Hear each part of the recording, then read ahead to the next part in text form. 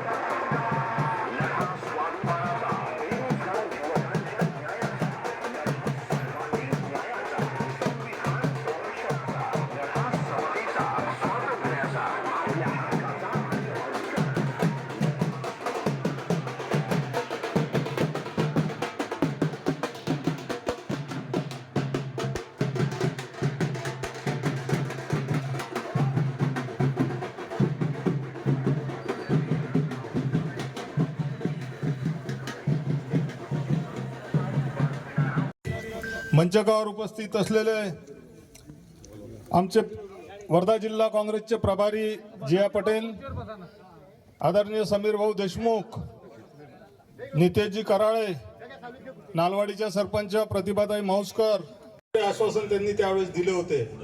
आज 2024 ची निवडणूक आली, 10 वर्ष झाले, यापैकी एकही आश्वासन त्यांनी दिलेलं पूर्ण केलं नाही. उलट काँग्रेस पक्षानं काय केलं असं म्हणत त्याचं म्हणणं होतं. त्याचे आजचे दिन त्याने आणलेले आहे. सगळ्या देशाचा सार्वजनिक पैसा जमा करून ही निवडणूक माझ्या दृष्टिकोनातून वर्धा जिल्ह्यासाठी अत्यंत महत्वाची आहे.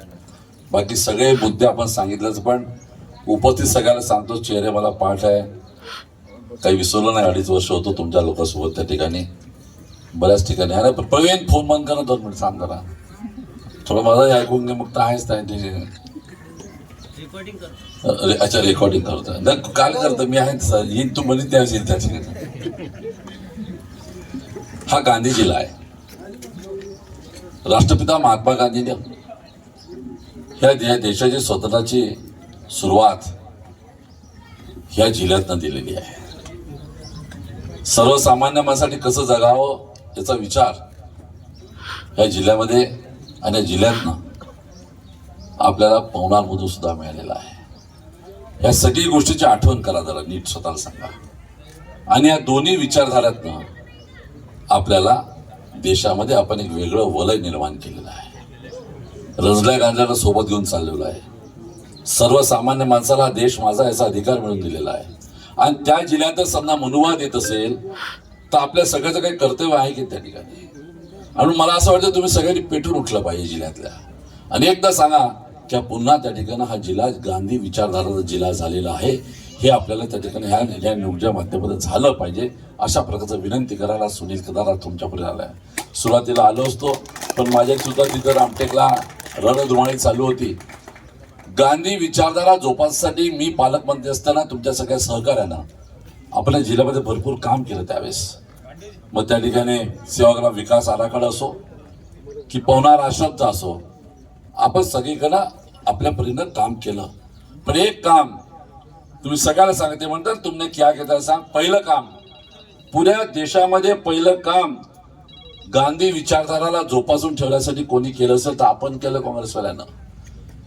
आपण जो हा सेवाग्राम विकास आराखडा तयार करताना गुरुजी विकास आराखडा केला तयार, पण मी त्यावेळेस ह्या जिल्ह्याचा पालकमंत्री भूमिका मांडली होती की म्हटलं हे सगळं आम्ही उभं करू, पण याचं त्या ठिकाणी व्यवस्थित सांभाळ झाला पाहिजे. शेखर तुम्हाला माहिती, आपण बरेचदा मीटिंगमध्ये होतो, नाही तर एवढं मोठं सगळं बांधायचं, जगातले लोक इथे यायचं आणि मग त्या ठिकाणी राष्ट्रपिताबद्दल आपला सन्मान आहे की नाही दाखवण्याची व्यवस्था नसावी. आणि मग त्या सगळ्या गोष्टीला सांभाळण्याची भूमिका घेतली. आणि दरवर्षी एक स्पेशल फंड ह्या जिल्ह्याला 10 कोटी रुपये आपण राज्य शासनाकडे मिळालं. तर मी GR काढून टाकला होता. GR काढला, GR शासनाचा.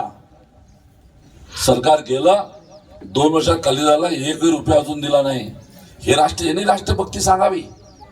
जे राष्ट्रपिताबद्दल त्या ठिकाणी बोलू शकत नाही, वागू शकत नाही, कृती घडू शकत नाही, त्यांना आम्हाला राष्ट्रभक्ती सांगावी. हा विषय आपण त्यांनी मांडला पाहिजे असा आवर्जून उल्लेख करतो. तर हा वर्धा जिल्ह्याचा अपमानाचा सन्मानाचा विषय त्या ठिकाणी आहे. ज्या जिल्ह्यातला ह्या देशाला स्वातंत्र्याचा लढाचा पुकारा मिळाला, ज्या राष्ट्रपितानं ह्या देशामध्ये सगळ्या सामान्य माणसाला घेऊन चाललेलं, त्याच्या सन्मानासंबंधी समजा भूमिका वठवली, तर त्याच्या गोडसेबद्दल मात्र तुम्ही ताबडतोब करता, जे मंदिर बांधता. अरे पण हे तर आम्ही 10 कोटी रुपयाचा GR काढला होता, 1 रुपया त्या ठिकाणी दिला नाही. शेखर आपल्याला ठाऊक असेल, तुम्ही माझ्याकडे तो विषय आणला होता की ह्या गावातील पिण्याच्या पाण्याची योजना रखडली होती. ज्यावेळेस 2019च्या अगोदर हंगामा झाला होता, त्यावेळेचे आमदार आणि त्याने पुन्हा ते निवडून आले, त्यांनी नाटक खूप केलं, खूप मिटिंगा घेतले, वर्तमानपत्रामध्ये खूप छापलं, पण योजना सुरू नव्हती केली. त्या ठिकाणी पाणी उचलायचं कुठून नदीतनं, धाम नदीवरून, त्याचा त्या ठिकाणी फायनल आराखडा केला. माझा अजूनही आठवतं शेखर, आपण दोघं बसलो होतो, तो आराखडा फायनल केला, आपण त्याला मंजुरी दिली, काम सुरू झालं.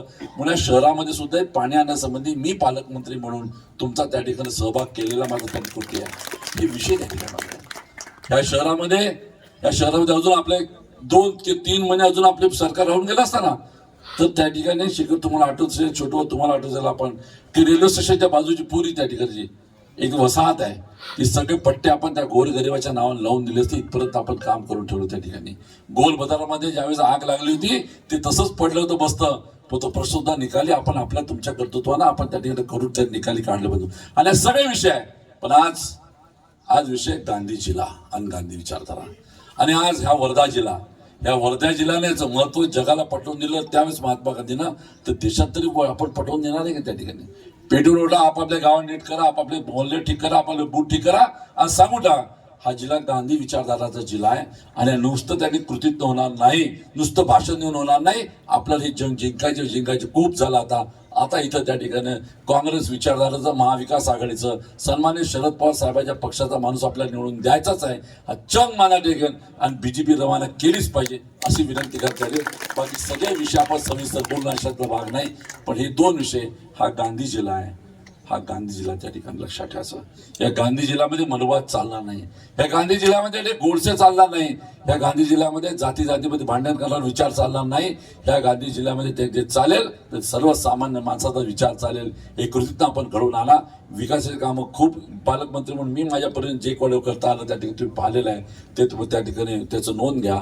पण ह्या वेळेस आपण त्या ठिकाणी कुठल्याही परिस्थितीमध्ये हा गांधी जिल्हा पुन्हा गांधीच्या नावावर आम्ही उभा करू, अशा प्रकारचं सगळं प्रण घ्यावं, असा सुलीकर आपल्याला विनंती करतो आणि आपल्या शब्दाला विराम देतो. जय महाराष्ट्र.